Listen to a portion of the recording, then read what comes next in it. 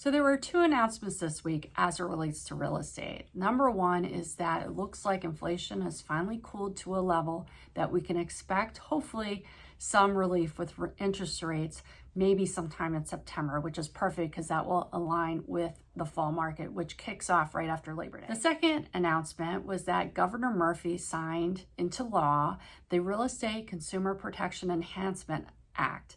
Now, what does that mean for buyers and sellers?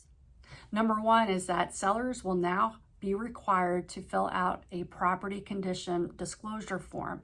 Now, up until now, sellers, had the option of not filling it out. I personally would never take a listing if a seller refused to fill out a property condition disclosure form, but now it's been turned into law.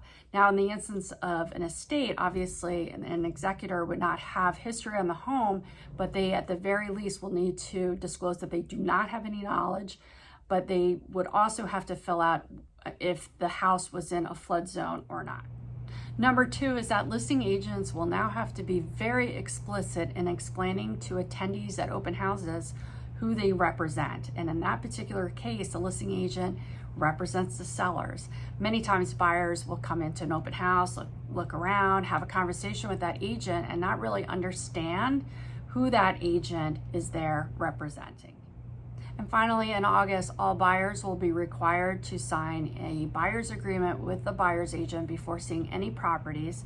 In that buyer's agreement, it will detail the services that will be provided to that buyer and also what the buyer's agent expects as far as compensation if the seller does not agree to pay for that compensation. So there you have it. It remains to be seen how all this is going to shake out, but these are the changes that we're all preparing for, and we're really excited about the prospect of having lower interest rates come fall.